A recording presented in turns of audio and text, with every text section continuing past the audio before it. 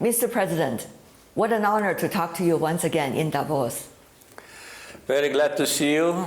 I remember our previous meeting, and thank you for this opportunity to be able to speak to your audience. Thank you, Mr. President. In a multipolar world, how do we see our own dreams and our own plans? I'm sure there's always constant adjustments, but at the same time, there are also things that are the core. Can you explain to us what are those things for you? Well, for our country, the most important achievement of recent years was the full restoration of our territorial integrity and sovereignty. We did it based on the international law norms and principles, in line with UN Charter and in line with UN Security Council resolutions. So for almost 30 years, that was our national idea, and we mobilized all our efforts in order to achieve our goal and to restore justice. Unfortunately, international law norms and international organizations were not helpful, because resolutions which were adopted by numerous international organizations just remained on paper. We had to resolve it ourselves and to restore justice ourselves. And this once again demonstrates that what really world needs now is full respect to international commitments. I see. Mr. President, in the multipolar world, how do you see where Azerbaijan is? Well, we are where we've been from the very beginning, since the restoration of our independence. We established a strong economy, self-sufficient, by the way, with a very low rate of foreign debt vis-à-vis GDP. It's only 6.9%. Based on that, we initiated large-scale projects which created connectivity in the region, and we're well established in the region of Southern Caucasus and Caspian, where we belong to. And definitely we've been strongly defending our national interests, our lifestyle, our independent policy, and achieved a lot of successes. So I would say example of Azerbaijan is a country which is relatively new on international map, defending its national interests and establishing good contacts around the globe, demonstrates that when you have stability, when you have unity in your society, you can defend your interests. Looking from outside your country, Mr. President, though, one could see a very proactive international player, your country. For example, you are seeking membership of the World Trade Organization. By the way, you are having discussions with China on that lately, and also hosted the Global Climate Summit. It is such a mega event. And the list goes on. So one could see a very proactive approach of Azerbaijan. I'm sure you have your plans, and you have been carefully thinking about the way forward, Mr. President. Definitely, our target was to position Azerbaijan on political and economic map of the world. And hosting a climatic conference, which unites almost 200 countries, was a big challenge, a big responsibility, and also a big success. And another demonstration of Azerbaijan's diversified foreign policy is that our nomination was supported by all the parties. Almost Congratulations! 200, yes, almost 200 parties, I mean countries and international organizations, unanimously supported Azerbaijan's nomination. Prior to that, we successfully chaired for 4 years a non-aligned movement which unites 120 countries and is second largest international institution after General Assembly. So this demonstrates that our policy, based on friendship, cooperation, non-interference in internal affairs of any country, really gains support on international arena, so we can be a host country for such a global international event. Many are paying close attention to your discussion about joining the WTO. It is quite a process, isn't it? Yes. Having said that, though, now it is a time when you see protectionism is getting ever rising. Meanwhile, you also see some economies try to use the tools of tariffs, sometimes even blanket tariffs against other economies. And at the same time, the global supply chain is being somewhat disrupted. Why at this moment Azerbaijan thinking it is so crucial to join the World Trade Organization? Well, actually, in your question, we have an answer to that. We are still not a member of World Trade Organization, though we are in an active phase of negotiations for many years, I would say for at least a couple of decades. And the reason why this process did not come to its logical conclusion is exactly what you've said. Protectionism, double standards, tariffs, all that disrupts the core values of World Trade Organization. We see that countries can apply tariffs and use protectionist mechanisms in order to protect their market, absolutely contradicting the principles of WTO. Therefore, we are in the process of negotiations, but at the same time, we are seriously evaluating advantages and disadvantages. One of those concerns is exactly what we just discussed. Another one is that our industry and our export potential must be well prepared for that. Yes. Because so far, a main part of our exports is fossil fuel. And for that, we don't need to be a member of WTO. You sell your commodities on the market. So opening the market for all the world members of WTO will increase competition, at the same time may damage the interests of local producers. Therefore, we are balancing this process and trying to get maximum positive conditions while we will be in the future negotiation process. I already said Azerbaijan's economy is self-sufficient. We have one of the lowest rate of foreign debt vis-à-vis GDP. Our hard currency reserves exceed our foreign debt 14 times. So we are not in need actually for any additional benefit. We don't want to lose what we have. But at the same time, we will see if all our proposals with respect to accession, either on bilateral track with countries, negotiation process, or with organization in general, if they're met, then I think the process will go more smoother. As far as I understand, the latest news suggests that Azerbaijan's negotiation team are also working with the Chinese team on some of the latest information, including in the month of January. Yes. And I see quite positive response from both sides, it seems. Yes, this is true because, last year China and Azerbaijan officially became strategic partners. After the meeting between President of China and myself last summer, corresponding declaration on strategic partnership was adopted. And this is a very important political step in our bilateral relationship. So strategic partnership is a very high level of mutual trust, cooperation, and we are looking forward to expand our partnership with China, including in the issues related to our membership to different international organizations, not only WTO. Well, you are already leading me to the next question, Mr. President.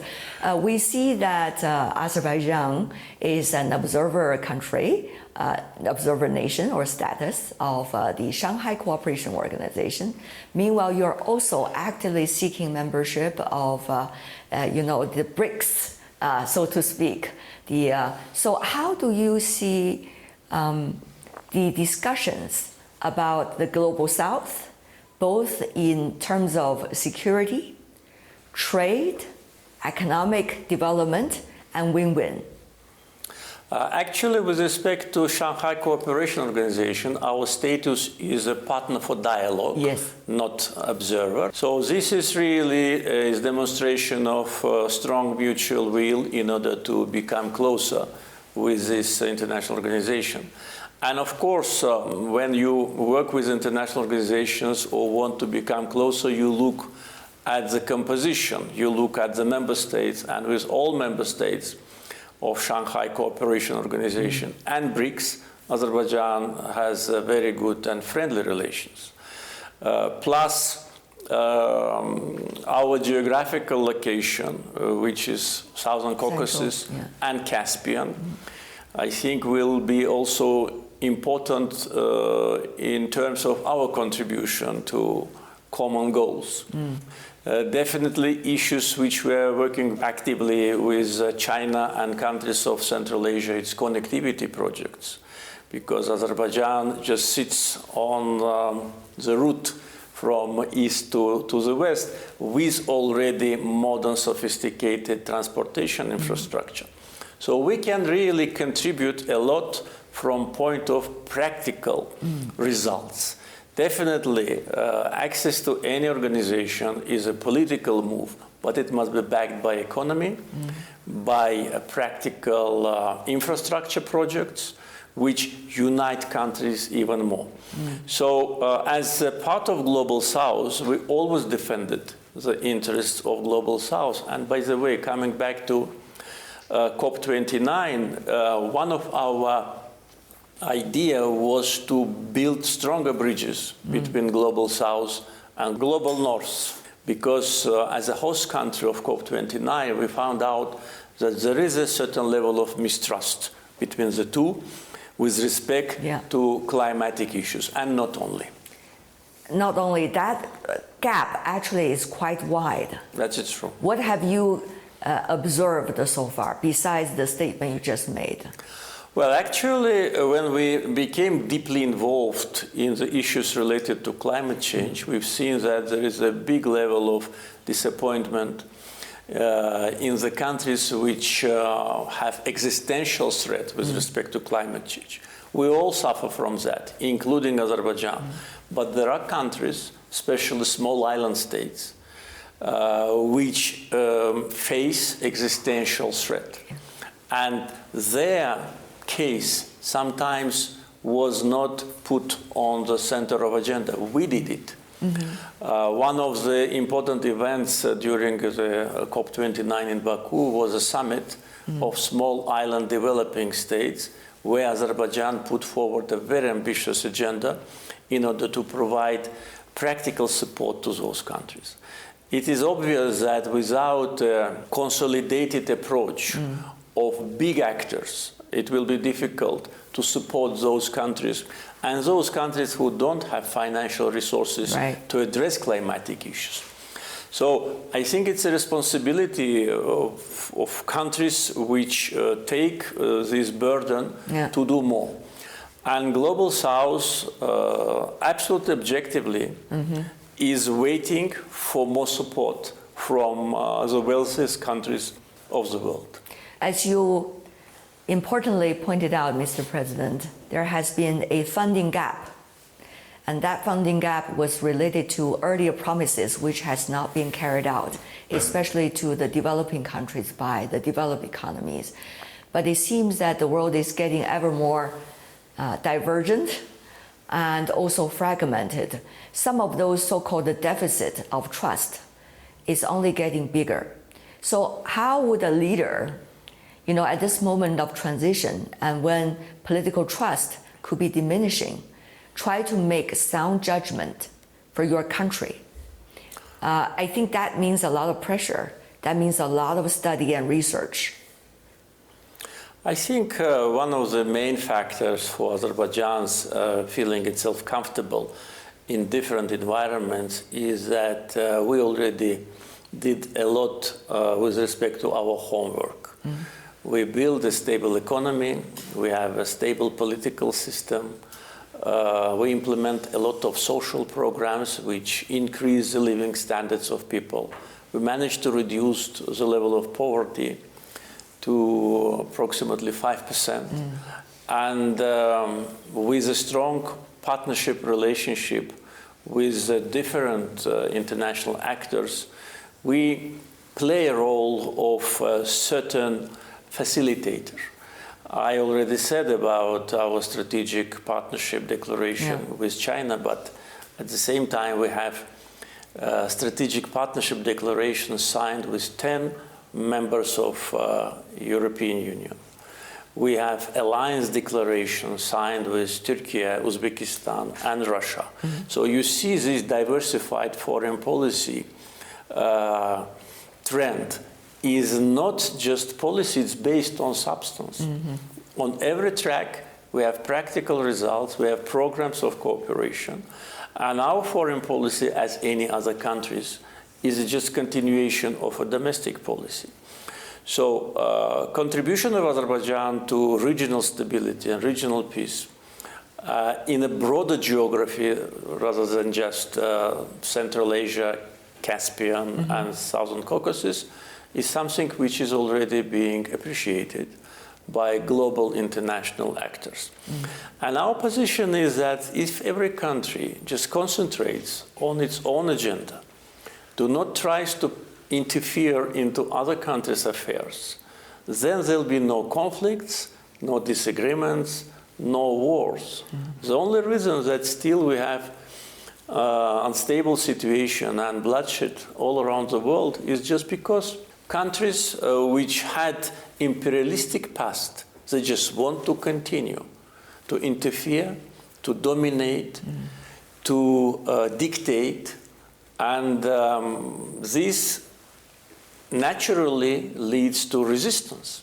So we managed to protect ourselves from internal interference, but not every country has a potential to do that. If country is dependent from economic point of view, then definitely it will be less capable to resist and to defend its national interests. Economy is the bulk of everything. Ideology, economy, and national idea. So this combination in Azerbaijan really brought us what we deserve. Mr. President, though, as you are already on the very first day of World Economic Forum, you could feel there is a lot of sense of uncertainty and uneasiness about the next few weeks and months to come because of administration change, for example, in Washington, D.C., and people are thinking about what might be the policies followed. How do you look at these uncertainties and the leadership styles evolving as a result of that or related to that? As far as I can observe, the main uncertainty is among the European leaders. With respect to Azerbaijan, we don't have any uncertainty. We remember the time when President Trump was head of United States, and our relationship developed very successfully, unlike the last 4 years when they completely deteriorated due to the unfair and unjust approach to Azerbaijan by Biden's administration. So our previous experience in working with President Trump was very positive, and we expect that these 4 years, which we consider as the lost years in the US-Azerbaijan relationship, will be already history, and we will restart. But among European leaders, there is a big uncertainty and I would say big concern. And the reason is very simple. We all know how President Trump was treated by some of them when he was not president last 4 years. We all know whom they supported, most of them, at the presidential elections this time. And if we know that, definitely President Trump knows it even better. And we already have the first, I would say, disqualification, and this is Canadian Prime Minister. Just one word of President Trump about him was enough for him to go home, to resign. And that's not because only certain political processes. It's just because some Western leaders were very unjust to President Trump, and definitely they are concerned that now maybe the time has come for them to be responsible for that. This is my opinion, maybe I'm wrong, but I don't see any other serious reason to be concerned about the change in United States. I think the world can become much safer. During the first term of President Trump, United States didn't start any war.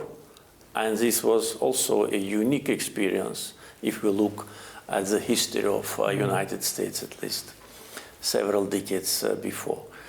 So as far as Azerbaijan, we are certain and we are optimistic. How do you see the interactions as an observer, of course, between China and the United States? We understand right before the inauguration ceremony of Mr. Trump as the 47th President of the United States, Chinese President and the US President talked on the phone. And they talk about how they can cooperate for the benefits of the world's security, development, and safety. So how do you see these kind of interactions between the two largest economies of the world? That was, by the way, very good news, I think, for the world, that presidents of China and United States now back. You know both of them quite well. Well, I know President Xi much better because I met him many times. With President Trump, I didn't have a formal meeting, just handshake. But again, this is a very good sign, a good signal to the world, to world economy, to stability, because China and United States are two biggest economies and two leading countries of the world. And of course, consensus between them on different issues. And cooperation, not confrontation, will be definitely to the benefit of all the countries. So when we heard about that telephone conversation, we were glad that it happened, and we hope that this process of close partnership will continue. I remember years ago, also at the World Economic Forum, I had the honor to moderate a panel in which you, Mr. President, talked in detail about the potential of the Middle Corridor. Yes. Remember that year, right? Yes, of course. You were with the political leaders and business leaders from the region and beyond. And years passed, it has coming from a vision into a reality. True. And it has not only you as an advocate of it, but also many of your partners, including China, by the way, to make that road even more significant. So what do you think the vitality of the Middle Corridor, with the participation of China as well, of course other partners, that has in a way revitalized the region? How is this providing an alternative to a world that is ever more concerned about fragmentation? Yes, definitely it provides alternative, and it provides opportunities for business, because Azerbaijan's position on Middle Corridor is not just to be a transit country and to get more fees from transit. Our target is to build facilities en route in Azerbaijan to help private sector to take advantage of that. And of course, since that panel which you referred to, a lot have happened in this area, including in relationship between China and Azerbaijan, as I already said, about strategic partnership.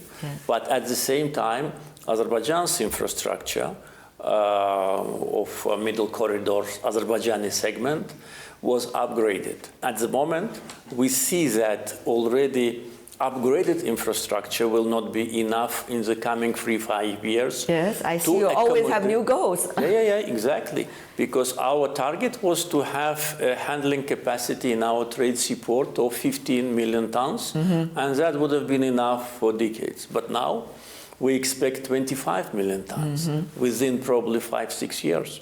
So what we're doing at the moment, we are financing expansion of our trade seaport, expansion of our railroad infrastructure. We know that there are connectivity projects in Central Asia, also largely financed by Chinese government. Another routes towards the Caspian, that means towards Azerbaijan, so we must be absolutely prepared for that. And I'm sure that One Belt, One Road initiative of President Xi Jinping will create additional opportunities for all the countries. And again, it is connectivity, it is business opportunity, and it is stability and security, because we all become interdependent. And we have important infrastructure projects which unites us, and this is a good environment for addressing different types of issues between countries on bilateral and multilateral track. China has been enjoying rapid development in green technology and sharing certainly with the rest of the world. And I also understand you have a very active green agenda as well. Yes. For example, working on some of the photovoltaic power stations together with China. How do you see a country and economy like yours, even though rich in fossil fuels, but looking at green as the ultimate solution? Yes, definitely. I think this is a responsibility of countries with fossil fuel, that they need to use their revenues from fossil fuel to invest in green technologies and green energy. That's what we exactly are doing.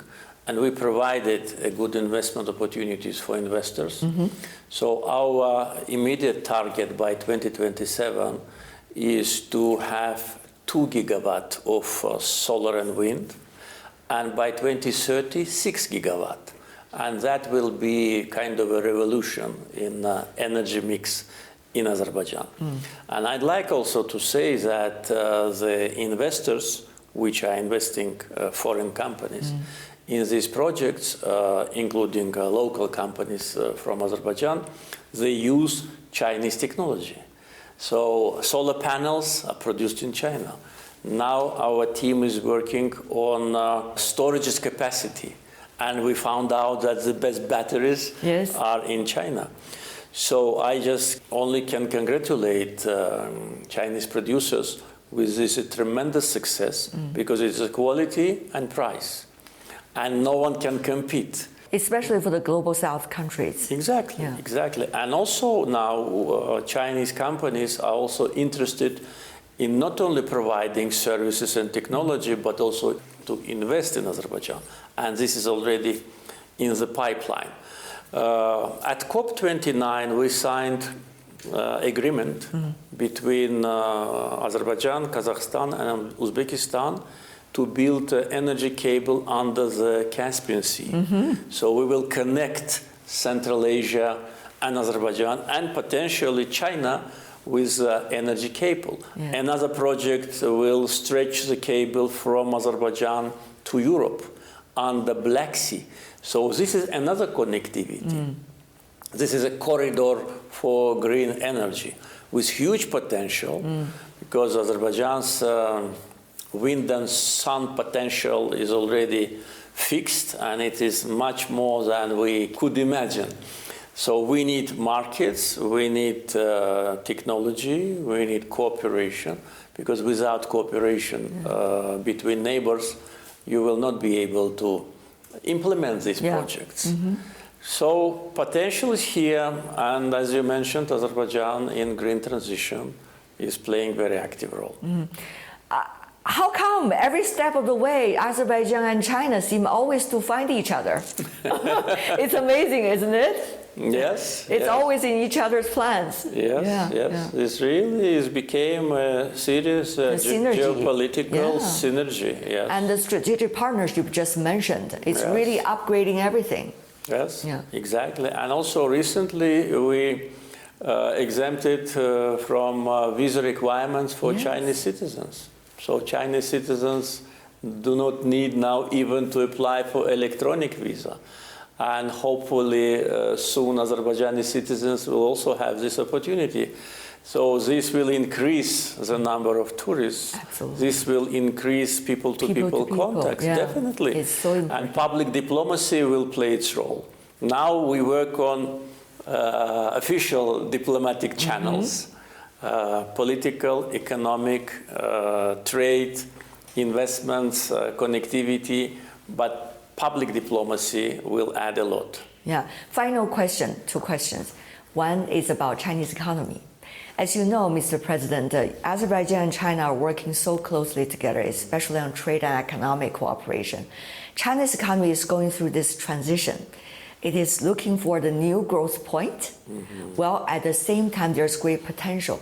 What is your take about the current state of the Chinese economy? And to you, as a global South economy, what do you see about the nature of this economy in China?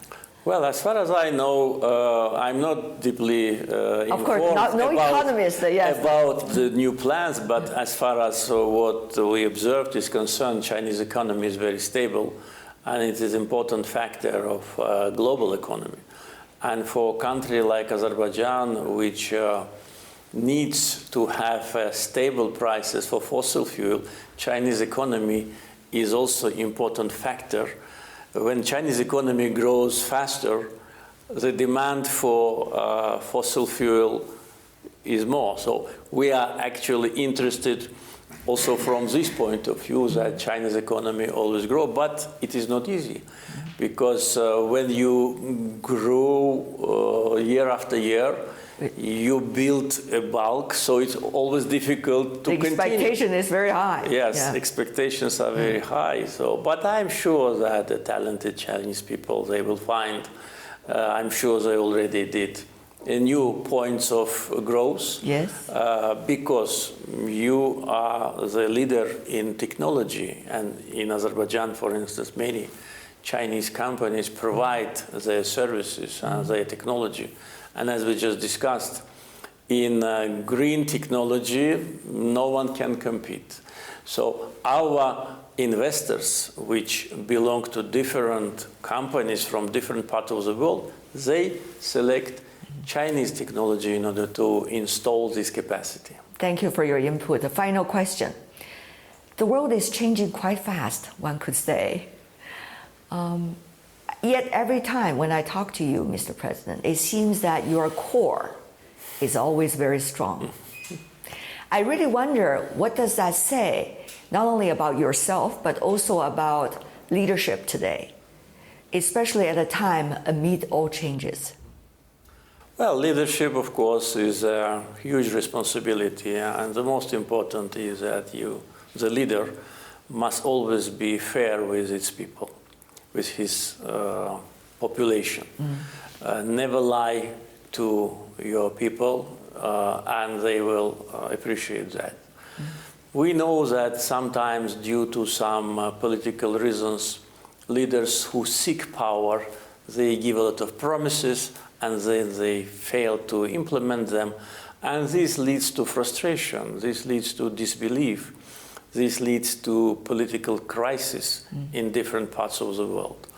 But in our case, for more than 20 years, I always told the people of Azerbaijan the truth, no matter how this truth was, how to say, positive or negative, whatever.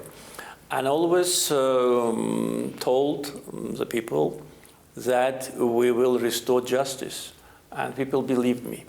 And after 17 years in power, finally, we delivered what we promised and restored our sovereignty, territorial integrity, and dignity. So my recommendation to leaders who are trying to get public support is always tell the truth and do what is necessary for the country, regardless international pressure, regardless international media, no matter what they say about you, how they call you, how they insult you. Just do what is right for your country and you will succeed. And the country will succeed. Thank you, Mr. President. As you know, right after the World Economic Forum annual meeting this year will be the Lunar Chinese New Year. Yes, I really wonder if we could have the honor and the pleasure to let you talk to your Chinese friends and also to the great Chinese people as well. It's a Lunar New Year. It's called the Spring Festival, the Lunar New Year. And this year they usually have a zodiac of animals. This year is the year of the snake. Have to be flexible, you know, that kind of thing. So anyway, this is a rural tradition. Anyway. I'd like to congratulate the people of China with Lunar New Year and wish prosperity, peace, stability, and happiness to all our friends. China and Azerbaijan became strategic partners just 6-7 months ago. This is a high level of partnership which demonstrates our mutual will to be even better friends than we are. And taking this opportunity, I'd like to invite our Chinese friends to visit Azerbaijan. Already they do not need visas for that. It is just take a ticket and come. And to see what Azerbaijan is, how it develops, and also to find new friends. I'm sure people-to-people contact will make our countries and peoples even closer to each other. Happy New Year. Thank you, Mr. President. And I hope this will be also a great year for the people in Azerbaijan of prosperity and peace. Thank you very much.